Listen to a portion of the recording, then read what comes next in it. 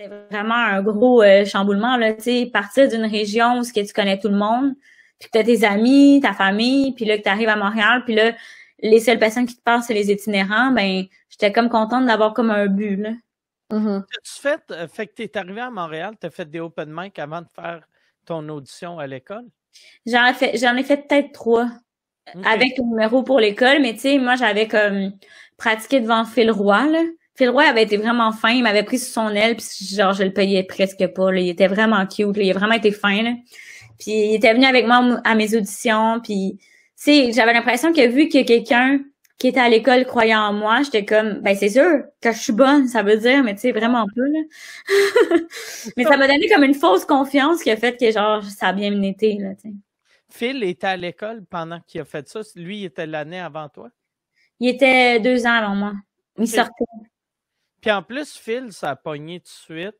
Fait que, tu sais, il y a de quoi d'impressionnant de voir, tu sais, comme la saveur du mois, tu sais, quand il a commencé, tu sais. Ouais, puis je me souviens que genre, il y avait 200 likes sur ses statuts, puis j'étais comme, oh my god, ce gars-là est connu.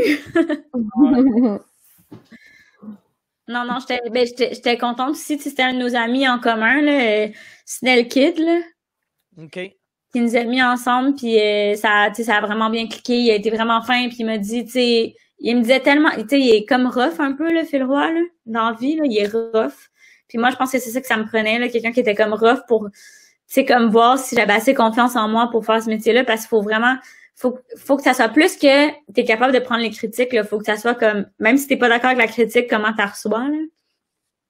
Fait qu'il t'insultait? Tu lui montrais? Ouais, non. Ben, des fois, il m'insultait, il était comme, tu sais pas ton texte, mais j'étais comme, yo, comment je fais pour apprendre un texte? J'ai jamais appris un texte de ma vie, là. Puis je l'ai écrit tantôt. C'était vraiment comme, j'avais l'impression là, d'être des fois dans un film de karaté, là, quand un élève commence, là, puis que le prof est vraiment méchant, là. Tu l'avais rencontré comment, Phil? Mais c'est ça, c'était Greg Baudin, là, comment on appelle ça? Ouais, le gars d'Adobe, c'était mon ami, puis il nous avait mis en comme, tu sais, c'était son coloc. Okay. Puis il disait, utilise-le, là, tu sais, prends des cours avec. Puis là, je l'avais pris, là. Je pense que c'est vraiment important pour les gens qui essayent de se prendre un mentor un peu, là, de trouver quelqu'un qui aime. Snell Kid, tu le connaissais comment? On avait été dans un camp de vacances ensemble quand on avait 16 ans. Okay. Moi, j'étais prémonitrice, puis lui était moniteur, puis je pense que ça a duré comme... On a flirté ensemble là, pendant in and out pendant comme 10 ans. Okay. C'est comme un peu mon ex aussi. Sauf que c'est devenu mon meilleur ami depuis que j'ai comme 22 ans. Là. On est tout le temps amis, là.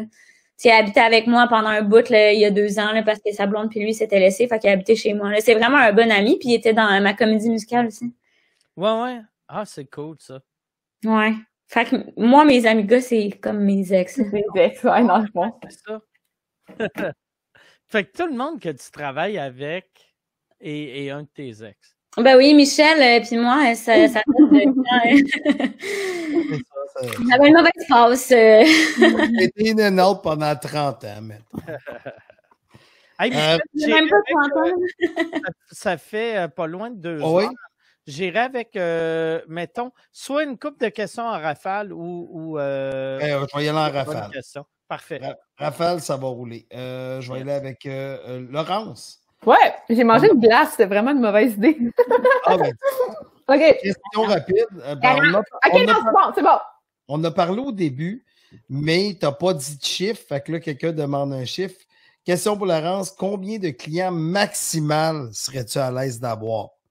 En ce moment, juste Rosalie. Non, mais la Laurence, 10 ans de plus. Ah, 10 ans de plus, Lolo. On est rendu en France. Ben là, c'était moi, je dis tout le temps que je veux être comme René et Céline, là. Que je sois ta René. Tu être un pédophile! Un peu, ouais. Un pédophile avec un problème de gambling. T'as aimé ce que t'as vu, mais t'en vaudrais plus. Je suis d'accord avec toi. Chris, on s'entend bien.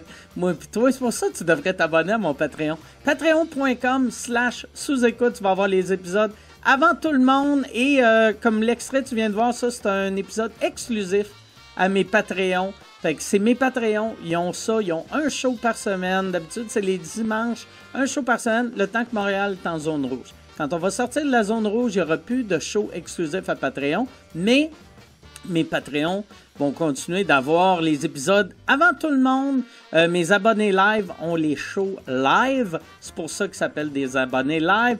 Il y a le forfait audio, ça, devine c'est quoi? C'est pour le monde qui écoute l'audio. Qu'est-ce que c'est bien fait? Mon système, on dirait c'est parfait. Patreon.com/sous-écoute.